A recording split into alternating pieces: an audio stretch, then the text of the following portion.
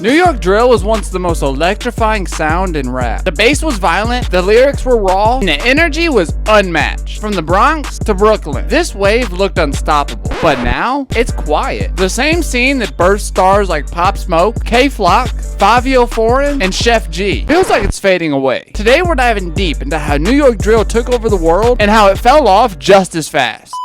In the mood right now, Hennessy got me booze right now. Mama told me to stack my chips. I steal my G, like I told her hop in the crib like that was. Oh, we tryna pen on the oppas. Bitch, I'm a 300, that's some flockers. Like who hotter, top shot.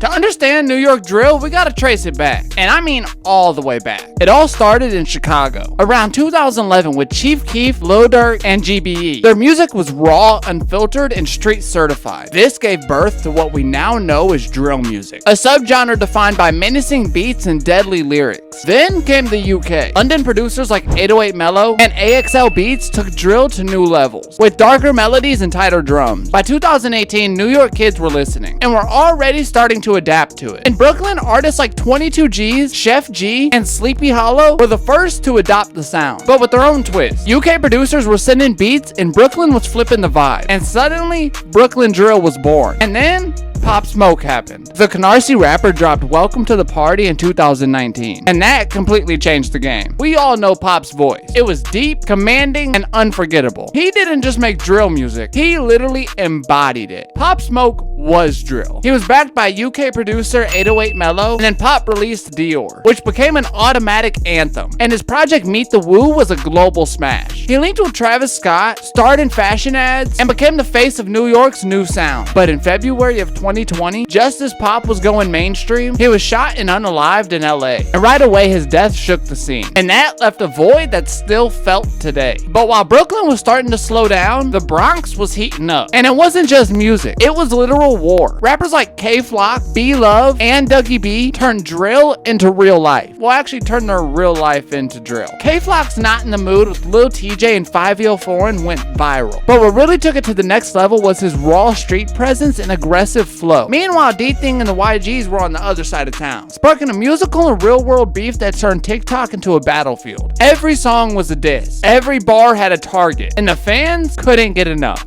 Drill wasn't just on the block, it was on everyone's For You page. Some of these families were going through literal trauma and people were just sharing it online and laughing, acting like all of this is a joke when really this stuff is serious. But with all that attention came problems. We already know that there was real violence happening behind the music. Shootings, indictments, RICO charges, and eventually the government stepped in, saying, this shit's gotta stop. New York's mayor, Eric Adams, publicly blamed drill for rising crime rates and was working with NYPD to target drill rappers directly. Shows were canceled, videos were pulled, and artists started disappearing. Not just from the charts, but from the streets. K-Flock caught a murder charge in 2021, and D-Thing and 30 others were indicted under a sweeping RICO case. 22G's got caught in multiple gun cases, and one by one, the faces of New York drill were taken out. But legal problems weren't the only reason that the sound died down. Truth is, drill started getting boring. The same beats, the same flows, and basically the same lyrics on every song. Just different blocks, different names. And eventually people got tired of hearing glop, glop, boom, over and over again. And TikTok eventually moved on. The algorithm stopped favoring Bronx drill clips, which were going mad viral at the time, and fans started craving new vibes. What once felt new went completely stale. And without Pop Smoke and K-Flock leading the charge, nobody had the charisma or industry weight to take it global again. But not everyone vanished. Fivio Foreign became one of the few to break out of the scene. His debut album, Bible, was backed by Kanye West, and he's tried to evolve beyond drill music. But artists like Sha EK and Kenzo B still rep the Bronx heavy, but have had limited national crossover. Meanwhile, Ice Spice came out of the drill scene, but blew up by doing something completely different, with Instagram-ready tracks that leaned more into pop than drill, with kind of a little bit of a mix of both. And don't forget Lola Brooke. She's got that Brooklyn drill energy, but her charisma gives her more staying power than most. So why did New York drill fall off? It's a mix. We all know that Pop Smoke's death was a huge blow, and legal issues wiped out an entire generation, literally. And the sound just got stale. I don't know about you guys, but New York drill used to be one of my favorite types of music to listen to. And now you'll be lucky if you hear me pull up a drill song. Well, New York drill. I ain't gonna lie, Chicago drill still my shit. But more importantly, fans moved on. But more than anything, it lacked evolution. Drill came in like a storm, but without vision. Now, New York will always be a rap capital. And who knows, drill drill might not be dead. There was a time when Chicago drill died down for a little bit, and then a whole new generation brought it back. But for now, the wave that once ruled the city is definitely over. If you guys enjoyed this video, make sure to leave a like, and also make sure to subscribe to Tommy Should Know for more videos just like this one.